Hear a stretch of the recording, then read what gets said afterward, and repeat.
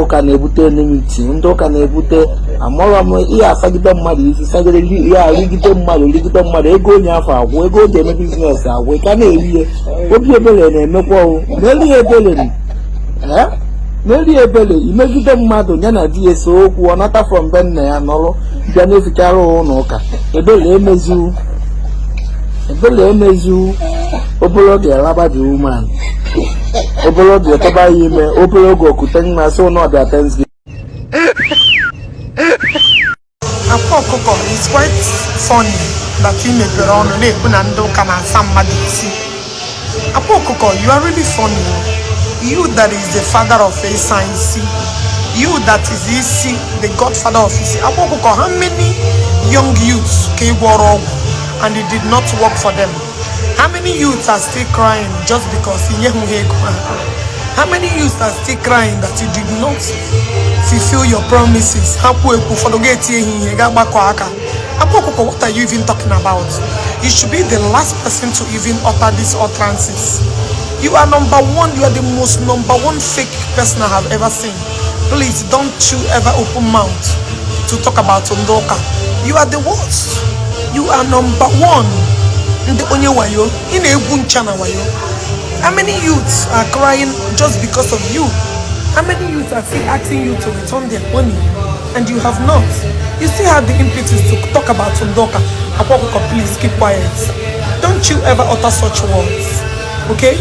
Return thousands and millions, if not millions of youths that you gathered one place, collected 500,000, 2 million, 3 million, 5 million, 6 million, and nothing worked. And they still believe that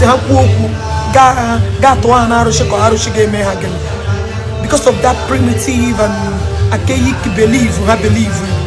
Don't you ever open mouth to talk about Undoka. Let Undoka sit from your mouth. You are the number one scammer, if I may call it what it is. Please, let us hear a word. You are the number one problem. I'm wearing a southeast. You are number one. Smarter people. Please spare me all these pretense and this is in it. Please stop. You know, that won't get society the man. You should have been apprehended. People get down one place, you would think, you collected more than millions and millions of naira, and you still have the mouth to talk. Papa, don't say much. Just like on a low key. He used your brain, he pay hotel, invested a lot, made some certain things. You put your money in different places. You want a backup plan, so no they talk. You want a plan B, because he man then he get Jago and to proceed. Please allow them to heal. Allow them to heal, because you really allow them to heal. Because stop all this your hanky-panky message. We don't want to hear that. Please spare them with all these pretense talks. Please.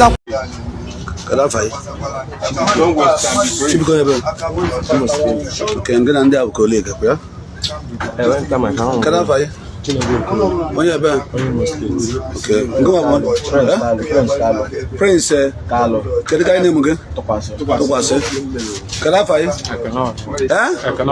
Ekene onye ebe kedu ka name gị nwere ka name kada fa Ike mo onye ebe kedu ka name gị Kada fa Ejike onye ebe Delta State onye akọ kedu ka name gị kada fa onye ebe onye ọgbaru kedu ka name gị kada fa onye ebe onye ụmụchu kedu ka name etu gị da kada fa okay check gift onye ebe onye Ebonyi State Igbo okay organize asị m n'ike ndị ekwu chọọchọ online agwụgwọ m egbogbo m ekugo too much ebe m nọkịta bụ ka atụwa alụsị so ike asịrị ya adị ọzọ ị na-anya efu na na-akwado everything ọ ga-eme kịta ịghọta ọ na-amalụgo onye nna achọ ibute okwu a maka ike agwụgwọ m ịghọta ya seta ebe a akwa ifuru oke ọfọ ya seta ebe a akwa ifuru oke ọfọ ya seta ebe a akwa ifuru oke ọfọ we are getting ready. Dika na abanti ka na abaji. Ogene. Ogumbaje na mo flow. Ofumbaje na mo flow. Ko si bisilezi. Ene ko si ore mo. Odo aka mmiri ka ezu elu odu enu udu. Yo, ogene. Oh my God. Akwa nda na adara agị ka se je park bụ akwa wife. Akwa go block it idiot. Hey!